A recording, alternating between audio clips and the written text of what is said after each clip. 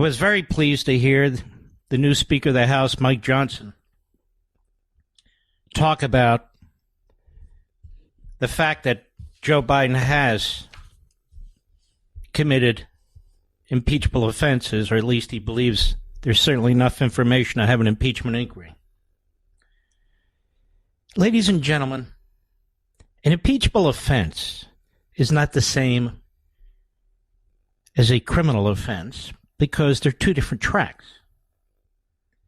Congress cannot determine if somebody's actually committed a crime or not, nor do they have to. There's no need for probable cause. There's no need for guilt beyond a reasonable doubt. There's no grand jury, there's no jury, there's no judge. The majority in the House of Representatives has to make a judgment. And it doesn't even mean that the President of the United States has to have the mens rea, the intent, even the specific intent to commit an offense. It's a constitutional process. Nobody behind any microphone in this country, nobody in front of any camera in this country, in fact, nobody with a computer or a pen in this country has done more to study this issue than I over the last 40 years. Experience amounts to something, doesn't it? And when you study the impeachment clause of the Constitution,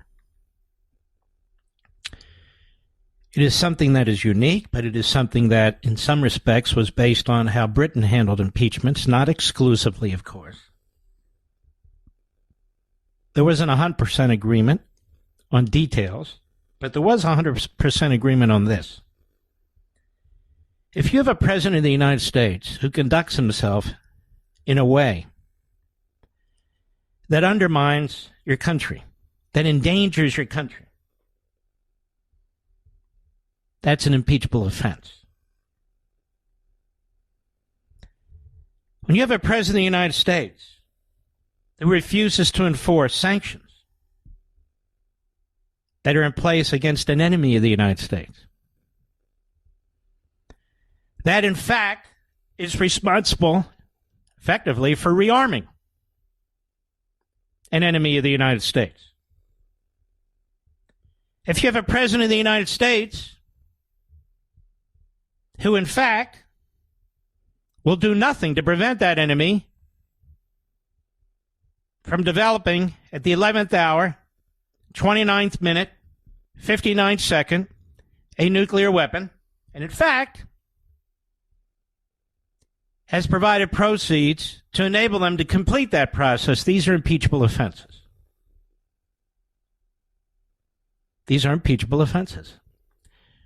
When you have a president that defies a law, like the Teller Force Act, named after an American citizen who served at West Point, who was a veteran, and who was murdered in a terrorist act by the moderate Palestinians,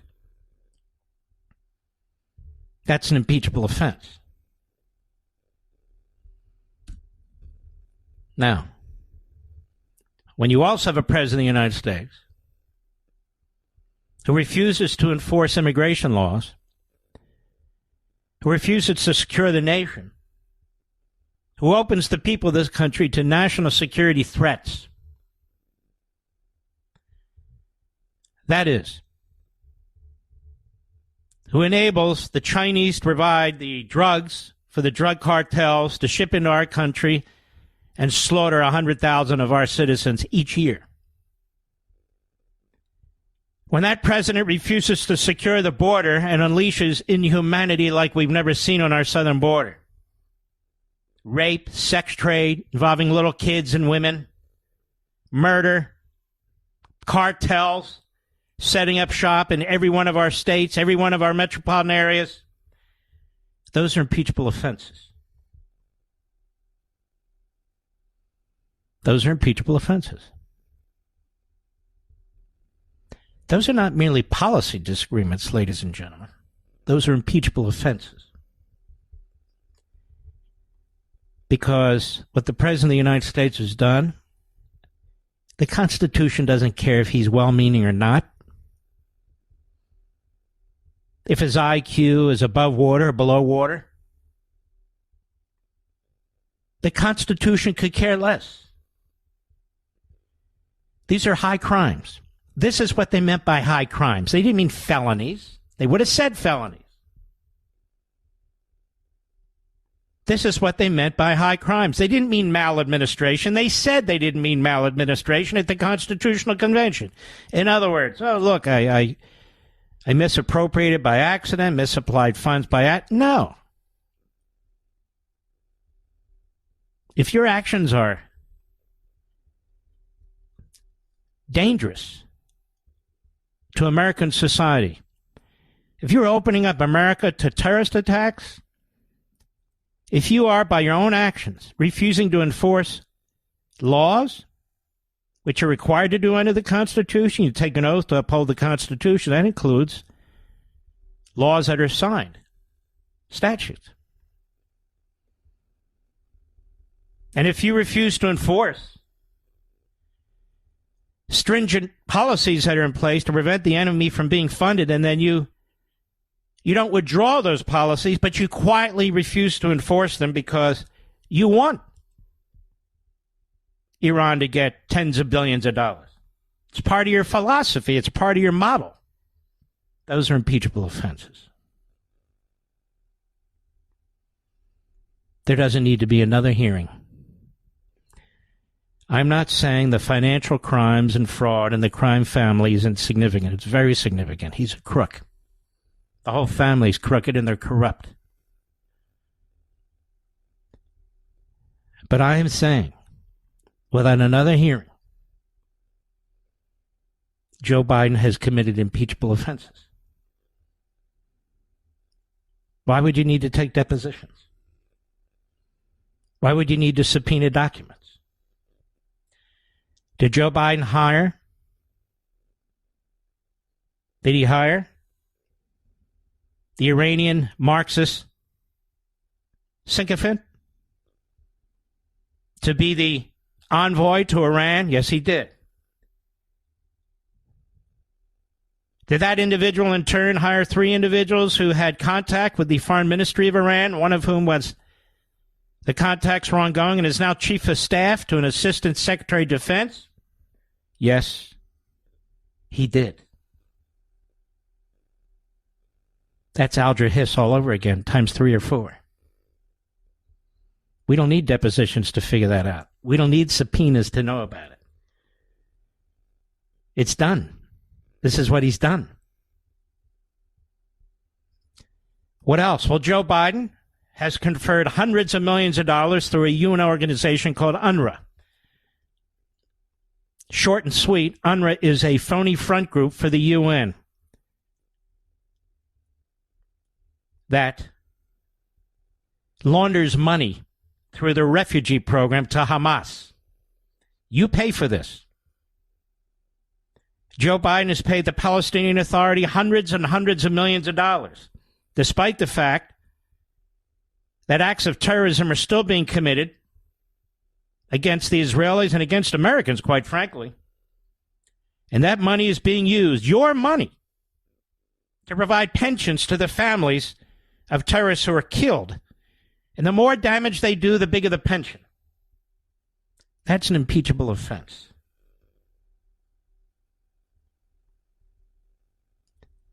I know many of you Republicans in the House and the Senate, you listen to this program. You tell me you listen to this program. You want to come on this program so people can listen to you. Now, I want you to listen to me. This country's in grave condition. We have millions of people coming across the border. We have no idea who they are. We caught a few terrorists, people on the terrorist watch list. That means we've not caught them all. It's not possible. And you Republicans in the House and the Senate, you have an obligation to try and do something about this. Beat your chest, speak loudly, but take action. The Senate, Republicans, you're in the minority. We'll put out riders, do other things, insist on enforcement. Insist that he enforce the oil sanctions and the other sanctions. My God, the country's dying. Iran's going to get a nuke. They're working with China and Russia and North Korea. They've destroyed Yemen. They've destroyed Lebanon. The Iranians. They fund Hamas. They fund Hezbollah. They fund the Houthis in Yemen. They work with the Syrians, who slaughtered 500,000 people. It's none of our business. Let me tell you something about none of our business. That also has nothing to do with impeachment. Joe Biden has committed impeachable offenses. If not now, when will we use it? Look at the Mickey Mouse crap they impeached Trump on. It's ridiculous. Or the efforts to put him in prison the rest of his life over documents and free speech during January 6th. Oh, we've got witnesses flipping and flopping and all over the place. Oh, it's so serious. And a hack, rogue, phony judge who just reinstated after staying her gag order. And people are, well, didn't he violate the gag order when he criticized Bill Barr? Maybe we need a few gag orders for the media. Then let's hear them squeal like stuck pigs. A judge can do exactly the same thing. The First Amendment applies to individuals. We have a right to free speech as much as a media corporation has a right to freedom of the press. They're not prioritized. Then we'll see how much they like gag orders. But I am here to say that the best way to bring this front and center and to show that there are people in Congress who want this country to survive, and to show that there are people in Congress who are smart, not kamikazes banging their heads against the wall, then draw up the damn articles of impeachment. If you want to draw up a separate set dealing with the finances, you can do that, or you can wait on that, but draw up a set right now and how Biden is arming our enemies. 32 Americans died as a result. Several are still hostages. We don't know how many as a result. Our southern border is open because he won't enforce the law. Hundreds of thousands of Americans have died as a result. If these aren't impeachable offenses, there are no impeachable offenses. What do you think the framers of the Constitution would say about a president like this? He's committed multiple high crimes. No subpoenas, no depositions. Just make your case. If you're incapable of writing the articles, I can write them myself.